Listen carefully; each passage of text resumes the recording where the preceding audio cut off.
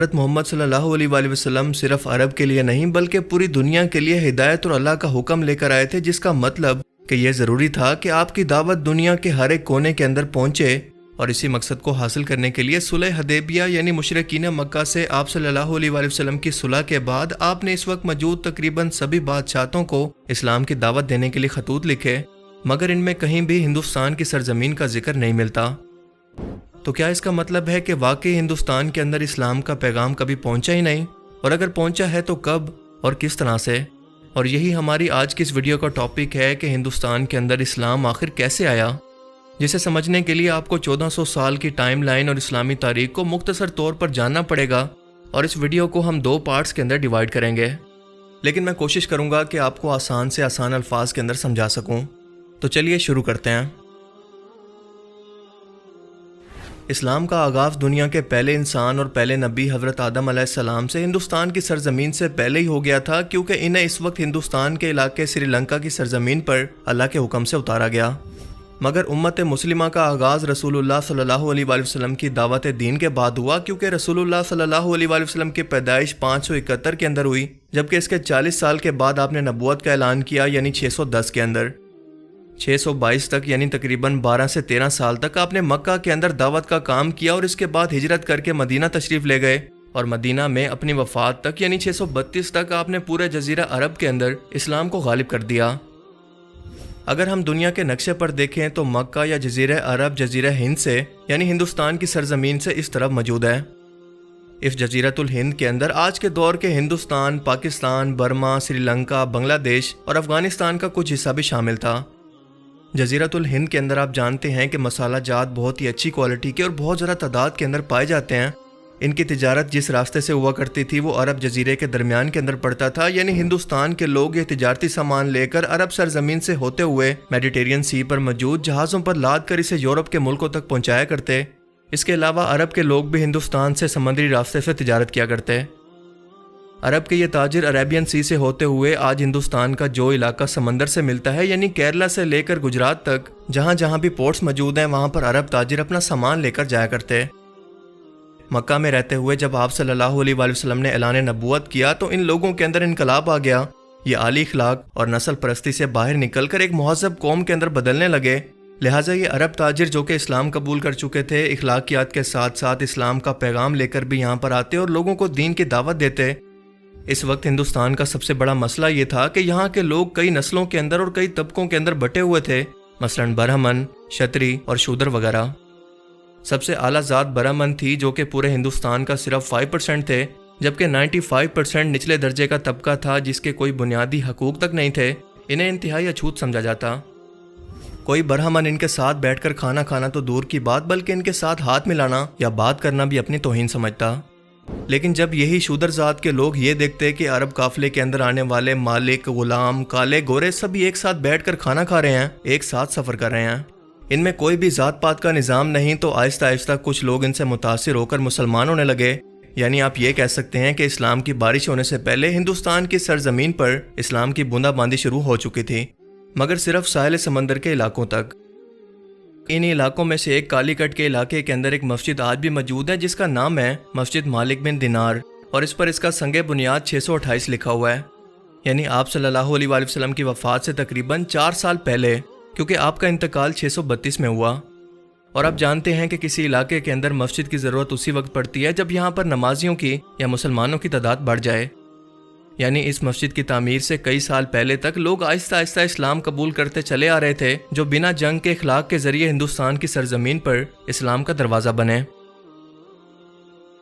رسول اللہ صلی اللہ علیہ وآلہ وسلم کی وفات کے بعد جب حضرت ابو بکر صدیق پہلے خلیفہ بنے تو ہندوستان کے جزیرے پر دعوت کا کام شروع نہیں ہو سکا، اور اس کی وجہ یہ تھی کہ عرب کے اندر ہی مرتدوں کے فتنے نے انہیں الجھائے رکھا، اور جو لوگ اسلام کو غالب ہوتا دیکھ کر ڈر کے مارے ایمان لائے تھے وہ رسول اللہ صلی اللہ علیہ وآلہ وسلم کی وفات کے بعد نہ صرف پلٹ گئے بلکہ اپنی اپنی نبوت کا اعلان کر کے حضرت ابو بکر صدیق کے خلاف جنگی محاذ بھی کھول دیا، اور حضرت ابو بکر صدیق انہی فتنوں کو کچلنے کے اندر مصروف رہے۔ مثلاً مسلمہ کذاب جس سے جنگ یمامہ ہوئی، اور اس جنگ کے اندر بڑے بڑے مسلمان صحابہ اور کئی ہزار حافظ قرآن شہید ہو گئے۔ حضرت ابو بکر صدیق کی 634 کے اندر وفات کے بعد 634 میں حضرت عمر دوسرے خلیفہ بنے، تب اسلام کی دعوت کا کام دور دور کے ملکوں تک شروع کیا گیا اور ان کے دور کے اندر عرب کے دائیں طرف جہاں پر عراق فتح ہوا اور وہاں سے ایران یعنی فارس سلطنت، تو بائیں طرف شام اور پھر وہاں سے مصر اور افریقہ یعنی رومی سلطنت تک۔ ایرانی یعنی فارس سلطنت کے بعد ہی ہندوستان کی سرزمین موجود تھی، مگر مسلمانوں کی فوج ایران کے مکران کے علاقے تک جا کر رک گئی جو کہ ہندوستان کا بارڈر ایریا تھا اور یہاں پر آج کے دور کا پاکستان موجود تھا۔ کئی صحابہ کرام نے حضرت عمر کو مشورہ دیا کہ اسلام کی فتوحات کو مزید آگے تک لے کر جائیں، کیونکہ وہ جہاد کر کے اپنی طاقت کے جوڑ دکھانا چاہتے تھے، یعنی پوری دنیا کو مسلمان فتح کر لیں۔ لیکن حضرت عمر کی سوچ ذرا مختلف تھی اور وہ کہتے تھے کہ اسلام صرف فتوحات کرنے کا نام نہیں ہے بلکہ پورا ایک نظام زندگی ہے۔ انسان کو اللہ کا پیغام پہنچا کر اس کی زندگی کا مقصد سمجھانا ہے، تو کیا ہوگا کہ اگر ہم ایک کے بعد ایک علاقے فتح مسلسل کرتے چلے جائیں مگر وہاں پر اسلام اور انصاف کا نظام قائم ہی نہ کر سکیں؟ کیا اس سے بہتر یہ نہیں کہ جو علاقے اس وقت ہمارے پاس موجود ہیں اس کے اندر ہم اللہ کا نظام نافذ کر کے انہیں باقی دنیا کے سامنے مثال کے طور پر پیش کریں؟ حکم بن عمرو مکران کے اندر ایرانی فوج سے ہونے والی جنگ کے اندر مسلمانوں کے سپہ سالار تھے اور آج کے دور کے پاکستانی صوبے سندھ، بلوچستان اور پنجاب وغیرہ کے علاقوں کا راجہ اس وقت تھا راجہ داہر۔ جب مسلمانوں کی فوج نے مکران کے اندر ایرانیوں سے جنگ کی تو ان کی فوج کے اندر کئی سندھی فوج کے لوگ بھی شامل ہو گئے، اور جب مسلمان یہ جنگ جیت گئے تو مال غنیمت ان کے ہاتھ لگا تو اس کے اندر سندھی فوج کے کئی ہاتھی اور اسلحہ بھی شامل تھا، جس سے یہ ثابت ہوا کہ ہندوستان کے راجہ داہر نے ایرانیوں کی مسلمانوں کے خلاف لڑائی کے اندر مدد کی، حالانکہ مسلمانوں کا ان سے کوئی معاملہ تھا ہی نہیں۔ یہ دیکھ کر اس وقت کے بحرین کے گورنر عثمان بن ابی العاص نے سعید بن عاص نام کے سپہ سالار کو امان کے راستے بھیج کر آج کے دور کے ہندوستانی علاقے ممبئی پر حملہ کروا کر اس پر قبضہ کر لیا۔ اس وقت ہندوستان کی سرزمین کسی ایک بادشاہ کے انڈر نہیں تھی بلکہ ہر علاقے کا اپنا ایک راجہ مہاراجہ ہوا کرتا، اور یہ قوم ہر طرح کے طبقوں کے اندر تقسیم تھی، لوگ ذات پات کے نظام سے تنگ آ چکے تھے۔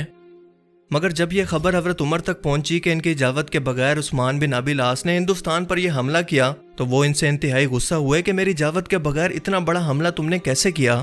اور اس کی وجہ وہی تھی کہ وہ نہیں چاہتے تھے کہ ہم ایک کے بعد ایک صرف علاقے فتح کرتے جائیں مگر انصاف کا نظام اور اللہ کا دین قائم نہ کر سکیں۔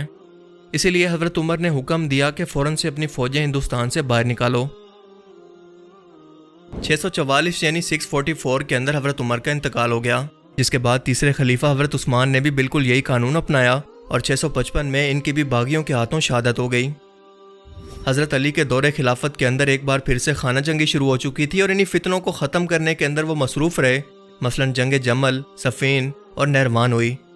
لہٰذا ان کے دور خلافت کے اندر بھی سرحدی حدود سے باہر نکلنے کا نہیں سوچا گیا، اور یوں 660 کے اندر بھی مولا علی علیہ السلام کو بھی شہید کر دیا گیا، جس کے بعد خلافت کا نظام ختم ہو کر ملوکیت یعنی اسلامی بادشاہت کا نظام شروع ہو گیا، اور امیر معاویہ 660 سے لے کر 680 تک بادشاہ رہے۔ ان کے دور کے اندر بھی بالکل ایسا ہی چلتا رہا اور باہر کے ملکوں کی فتوحات پر کوئی دھیان نہیں دیا گیا۔ اس کے بعد یزید بادشاہ بنا اور کربلا کا واقعہ ہوا۔ امام حسین علیہ السلام کو شہید کرنے کے بعد مسلمانوں کی حکومت دو حصوں کے اندر تقسیم ہو گئی،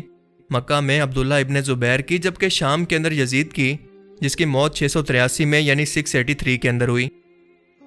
یزید کی موت کے بعد جب ان کے بیٹے معاویہ نے حکومت لینے سے انکار کیا تو 683 میں یہ بادشاہت مروان کے پاس چلی گئی اور اس کے بعد ان کے بیٹوں کے اندر منتقل ہوئی۔ مروان کا بیٹا عبد المالک بن مروان 685 کے اندر بادشاہ بنا اور اپنی موت تک یعنی 705 تک 20 سال تک حکومت میں رہا۔ ان کے دور میں مکران کے گورنر سعید بن اسلم تھے، جنہیں مکران کے ہی کچھ باغیوں نے قتل کر دیا اور بھاگ کر سندھ چلے گئے۔ انہیں راجہ داہر نے پناہ دے دی، اور دو سلطنتوں کے اندر ایک بادشاہ کا باغیوں کو پناہ دینے کا مطلب سیدھا سیدھا جنگ تھا، لیکن پھر بھی عبد المالک نے اس کا بدلہ نہیں لیا، کیونکہ انہیں لگتا تھا کہ اگر ہندوستان پر حملہ کیا گیا تو یہ حملہ صرف سندھ تک نہیں رکے گا بلکہ پورے ہندوستان کو حاصل کرنے تک انہیں جنگ لڑنی پڑے گی، کیونکہ کوئی بھی ریاست حملہ کر کے یا بغاوت کر کے انہیں پریشان کرتی رہے گی۔ عبد الملک بن مروان کے بعد 705 کے اندر ولید بادشاہ بنا، جو کہ 715 تک بادشاہ رہا۔ عبد الملک بن مروان کے دور کے اندر ایران، حجاز مقدس، عمان، بحرین وغیرہ جیسے اہم عرب خطوں کا گورنر بنایا گیا تھا حجاج بن یوسف کو، اور یہ انتہائی ظالم اور دہشت گرد طبیعت کا انسان تھا۔ خاص طور پر یہ اہل بیت کا بہت بڑا دشمن تھا۔ تجارت کی غرض سے کچھ مسلمان تاجر سری لنکا یا اس دور کے اندر لنکا کہلائے جانے والے ملک کے اندر آباد ہو گئے تھے، اور لنکا کے راجہ کے حجاج کے ساتھ بہت ہی اچھے تعلقات تھے، اور لنکا کے راجا نے ان تعلقات کو مزید اچھا بنانے کے لیے کچھ قیمتی تحائف اور فوت ہو جانے والے تاجروں کے بیوی بچے ایک بحری جہاز میں سوار کر کے بصرہ عراق کی جانب روانہ کر دیے، مگر جب سمندری جہاز جو کہ ہوا کے رخ پر چلا کرتے تھے اچانک سے ہوا کا رخ الٹی سمت میں چلنے کی وجہ سے راستہ بھٹک کر آج کے دور کے سندھ کراچی میں موجود دبیل کے مقام پر بندرگاہ پر پہنچ گئے، اور یہاں پر مید قوم کے ڈاکوؤں نے انہیں لوٹ لیا، عورتوں اور بچوں کو قیدی بنا لیا۔